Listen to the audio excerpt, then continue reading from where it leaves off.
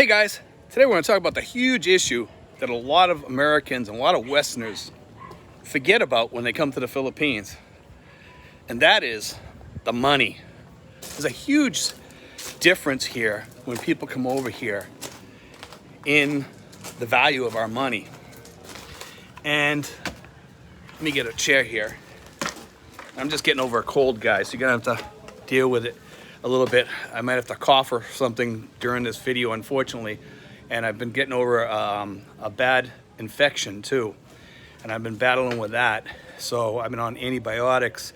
My voice is a little bit off, so it's gonna be a little bit different today. Hearing my voice the way I usually, it's pretty clear, and today it's kind of gravelly. But anyway, I want to talk about this today because I've been thinking about this over the past few days. And the pay disparity over here is something, it's almost sad. It's really kind of sad to look at when you look at the pay that people are getting over here, and you start realizing like a cop over here is probably getting like maybe $450, $500 a month, somewhere around there. And workers that are working even in government offices and stuff like that, they're getting very little for pay. The pay disparity is huge.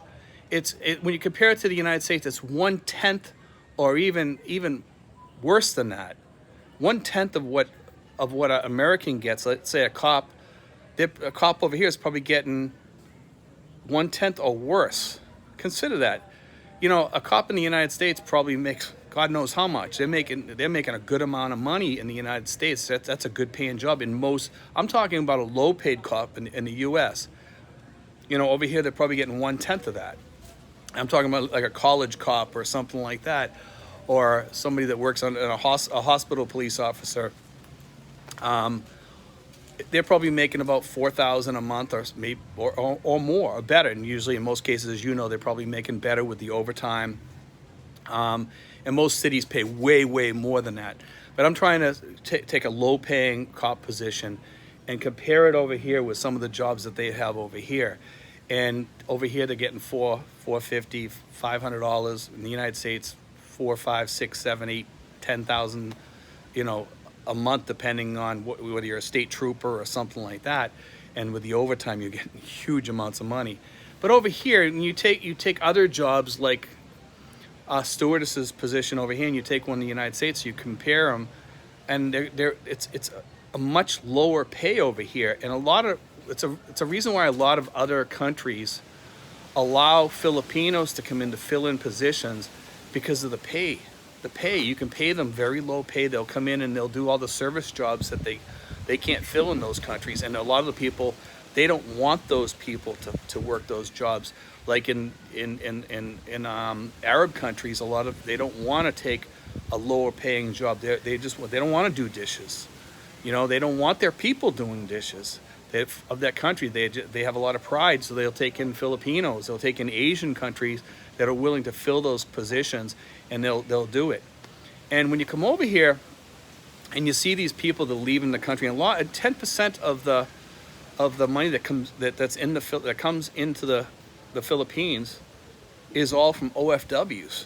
It's from OFWs. They make up 10% of the money and the money in the Philippines that gets spent here. I'm sorry, guys. I got mosquitoes that are eating me alive. This is the time when mosquitoes come out in the afternoon. It's late in the afternoon, so they're kind of chewing on me. And I must be like their meal ticket tonight or something. But anyway, I did want to discuss that because it's something to think about when you're over here. And a lot of people take that as kind of more reason why we need to throw money at people over here, because they're so poor. But they're used to living like that. And I'm not saying don't help out your Filipino. I'm all about helping the Filipino and bringing Filipinos up. 100%, trust me. But there's such a thing as spoiling people too, okay? And when you spoil people here, they turn into rotten apples. And I've seen people get spoiled here, okay? I've seen people that have helped people that have, like I would be helping people and I would make them earn their money rather than give it to them, because it's better to make a person earn that money than it is to just hand it to them on a silver platter all the time. And I don't believe in handing people money on a silver platter. And there's expats over here that kind of throw money at people. When they throw money at those people, they wreck that person for good when other expats go to use those people, and if you're over tipping them and you're throwing money at them, and I'm all about being, grateful and being a grateful tipper. If the person did you a big, huge favor, I believe in, giving them a really decent tip, but don't over tip.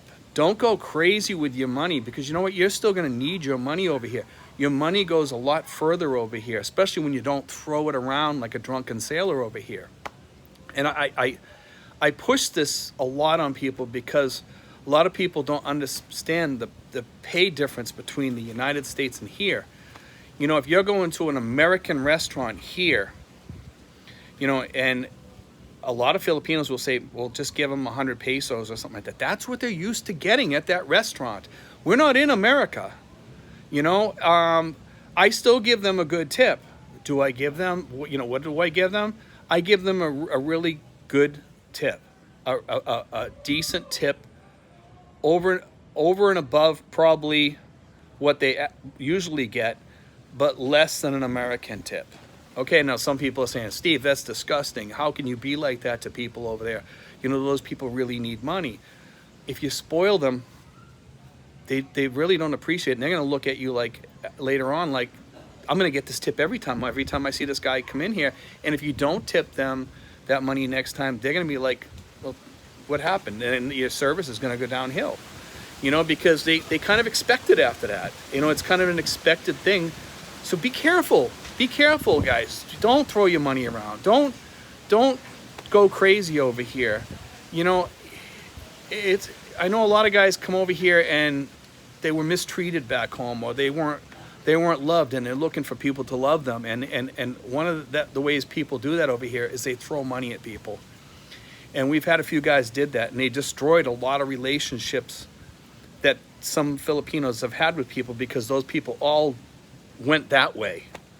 They went the way the money was. When people come over here and they were overly nice, and they start calling you grandpa, or they call you a Lolo or Lola or whatever if you're a woman, and if they start calling you these names, and they're endearing names, and you're like, wow, these people love me like family. They treat me like family.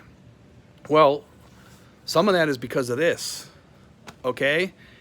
And some of it might be because of love too. But, unfortunately, people gravitate towards money, and they love money. And Filipinos are no different than Americans, but over here, when you're dealing with poverty, there's a lot of different psychological changes over here, because money is so much harder to get. So when they find somebody that they can get money off of easy, of course they're going to gravitate towards you. Of course they're going to show you all kinds of love and affection, because they're going to be like, wow, man, this person's like having a rich uncle, So they're going to start calling you nice names and stuff. And a lot of people, a lot of Americans, they really like that feeling. They really dig that feeling that, like, wow, man, I have a family over here, and these people love me, and I'm 72 years old, or I'm 74 years old, or I'm 68 years old, and I get these people, they and they're cooking me dinner, and I have to pay for the food, but it's kind of like you kind of grow to love that, because it's a good feeling to have. But when you think about the dynamics behind that later on, those people kind of expect certain things, and they when they think of you as family, guess who they're going to go to for money? They're going to go to you. When they start, they're going to start having you be the godchild the godfather of their next child or whatever. They're going to start, or they just kind of take you in the family and start calling you grandpa, or their names like Lolo or whatever. Be careful, because there's a lot of responsibility that comes with that, and I've seen it here, not with just one, with many people here. I've seen that happen, and I've heard it from a guy, actually one of the guys that he lives over in, Pasay. He was there for 2 years. He had to leave because the family that kind of adopted him, they kind of started taking advantage of him.